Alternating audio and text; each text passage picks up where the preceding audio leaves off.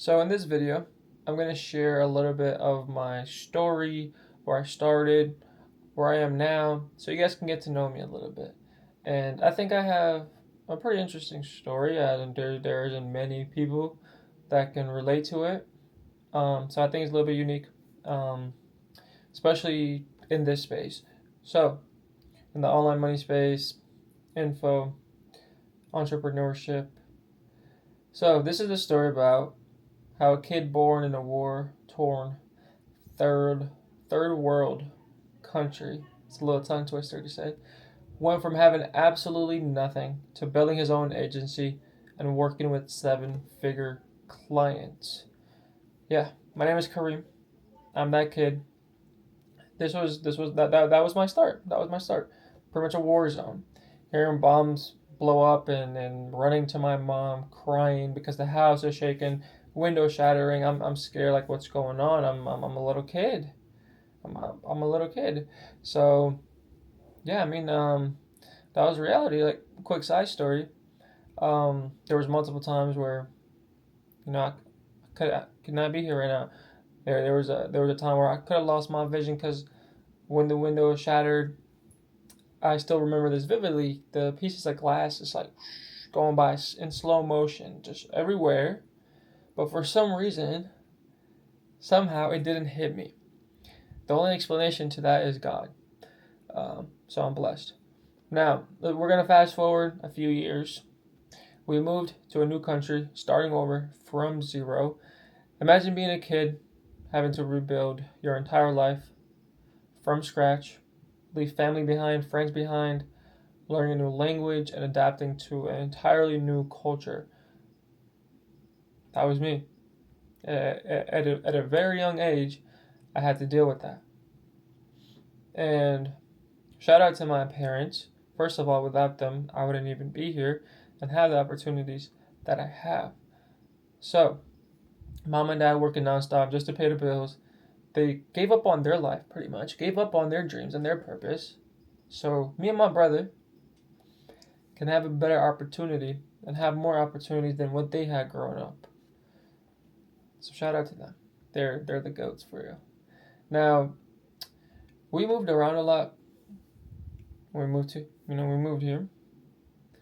Um, I was 8 years old in a new country. And yeah, we went through everything, right? Low income housing, Section 8, moving around a lot. Now, as a kid, for people who've moved around a lot, like if you have like a military dad or something, military family, you know that sucks, right? Middle school, cities, high school, different high school. It's gonna be a little bit harder to make friends because you're always moving. So it's like, what's the point? Now, we didn't grow up in the best environment, so our parents tried their best to get my brother and I out of trouble. That was just our reality. I'm not ashamed of it, and it's exactly what built me. I think that's what gave me the fire I have inside of me to want something great and pursue greatness every single day. Versus if I did have a comfortable life, I was born into a great situation, family have a lot of money. It's like, okay, what's the reason to even work so hard? Like I have everything. Like if they can just pass it down to me, and I'll be chilling. So in a way, it's a blessing, and I'm grateful for it because I wouldn't want it any other way, to be honest. Because I want to earn everything I have, and I have earned everything up to this point. So quick side story too. When I was in middle school, young me, right, like what, 11 or something, 11, 12 years old, playing street ball with grown men in their 20s and 30s. Street ball, I'm the young dude out there getting it, playing with these old heads and competing and doing great. And then on the side, there's people smoking weed, drug dealing, whatever they're getting into. Honestly, I was there to hoop and get better because I know if I play people older than me, it'll just naturally make me better. Bad little side story. I didn't grow up in the best situations, but I always had my head straight. I was always locked in. I was locked in, never got distracted. In any of that, I have older brothers, and we're like complete opposites of each other. he had troubles with that, and my parents had to be more on top of him. Me, like I was locked in. All I cared about was basketball. um, so yeah, skipping to high school, I had good grades. I decided to skip college. I mean, I graduated high school with honors, and yeah, I mean, I'm a long term type of person. I always like to think into the future to see if the decision I'm going to make now is does it even make sense? Is this even what I want for my future self? And the answer was no. And I took the harder path. I knew if I went down the route of going to college, I'll just end up, after graduating, just working a 9 to 5, and after graduation, yeah, I'll just be trapped. I would also be trapped while I'm in college, because all I'm gonna have to do is just schoolwork, and then if it's a big college, you can go to games and parties and all that. So you really don't have time to learn about yourself and try different things. So it's a huge disadvantage for a person like myself. But obviously, if you know what job you want, that and you know that requires a degree, then go to college. That's the best path for that situation. So if you want to be an engineer, lawyer, doctor, whatever that needs to have a college degree, yes, go to college. That's the best thing for you to do, obviously. But if you don't and you're lost, I have a different opinion on that, and you'll see. And that's pretty much what I did. Okay, I tried everything, right? Me not going down that route, this gave me the opportunity to learn about myself and see what I like. Instead of trapping myself in the college system, in the school system, wasting 4 years, another 4 years of my life. I wouldn't say high school is a waste, because you do need the high school education at least. But yeah, I didn't want to get trapped in that system for 4 years doing schoolwork and putting yourself in all that financial debt. And I just tried just about everything that caught my attention to really learn about myself, what I like, what works. And a lot of it didn't work, mainly because maybe I didn't fully commit to it. Because back then I didn't really know about having a mentor, or also I didn't have a lot of money to for these businesses to succeed. So I tried trading. Obviously, I wasn't trading with a lot of money. I did not have a mentor. I was just like in a Signal group. I don't know what I was really doing at that point, right? I tried social media. That did good, but that doesn't make you money, because back then building a personal brand wasn't really a thing. It was more being an influencer, and yeah, most influencers are broke. I tried building clothing brands multiple times. I tried Etsy dropshipping, and a few other business models. Most of them didn't work. The trading, the social media, the Etsy, and a few other ones, I never really invested into a mentorship or anything expensive. I was just trying it on my own.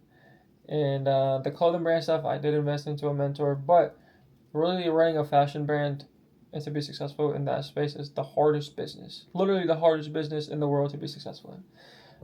And that's a fact. Next. Obviously, I kept going. There's really no other option. Like what? Giving up and going to college and hating my life and not fulfilling my God-given purpose. There's no giving up. Not especially not where I come from and the little bit you heard about my story. Now, from like where I started. Then I found the info space and everything changed, right? And because of that, like I know now, when I tried trading social media, Etsy drop shipping, back then I thought I was trying, but I wasn't fully trying, because you really need a mentor to really help you, and you need a good amount of capital saved up to be successful in business and entrepreneurship. And I didn't have neither of those. So, yeah. But yeah, InfoSpace. This is when I started making consistent money. In 2023, I started as an appointment setter. I started late at the bottom, which is nothing new to me. I'm used to being in the trenches, setting appointments, learning the game, understanding how info business works from the inside. So, yeah, this really gave me a good understanding. I started developing an entrepreneur mindset, a money mindset. I would say I was a little bit late to the game. Most people start when they're 18, some even younger. I started a little bit later. I started having a money mindset a little bit later. But around this time when I started appointments, then this one I started thinking like years ahead. I was thinking like, okay, I need to invest in this. I need to invest into this. I need to save up this much, and this total amount so I can invest these into these things and buy this car and do this. I just try to like take 20 steps ahead of me when I was just barely getting started at the appointment center. But yeah, 3 months later, I became a closer, moved up really quick. I was on Zoom calls, closing deals, learning how to objection handle, learning how to lead a sales call and be a leader, um, learning how to be an entrepreneur, because when you do high ticket sales and you're a closer, you're pretty much an entrepreneur. And I say this all the time: the closers who treat closing like their own business are the ones that make the most money. So I learned that it was pretty much like my own business. I learned how to actually sell. I learned human psychology, and I just improved my communication overall to the point where I can just talk like this to a camera without having to sit and pause on what to say. Now, from there, I moved up to uh, a management role, so I was a closer plus sales manager, doing both at the same time. I was deep in operations, the process, the systems. I understood every part of how a successful info business runs, right? Especially if you start as a setter, you work your way to a closer sales manager. Like, you get to see everything when you're in the info space for like over a year. You get to see how everything works. So it kind of makes sense, right? It's like a natural progression: setter, closer, sales manager, and then from there, if you want, like me, is get into the marketing as well. Because ideally, with sales, you're doing marketing, but just with your mouth, like with words and speaking to the people, versus copy. So it's not that different. So transition to full sales and marketing for info offers, building out funnels, sales teams, organic content strategy, paid ads, automation systems, all of it. Full stack. Anything you need, I got. Now, from there, of course, kept growing, booked my own agency, working with 7-figure clients where we are now. This right here is a real started from zero story. Like, a lot of people say that they come from nothing, or they grow up in the ghetto or whatever. They grew up struggling. But I was born in a third world, war torn country, and then moved here for more struggle. That's where you started, if you did actually struggle. So yeah, this is a true starter from zero story, and I'm not gonna say to 0 to 100, because we are not done, baby. We got a long way to go. We still got bigger goals. Once we hit one goal, we're on to the next goal. That goalpost keep moving. That's what makes it fun. It's about the journey. But yeah, no college, right? No handouts, no shortcuts. Just straight work. That's what got me here. Now, that's a little bit about my story without getting too much into details, but that should give you a rough understanding, um, and help you get to know me a little bit more. That was the point of this video. But yeah, appreciate you watching. I'll see you in the next one.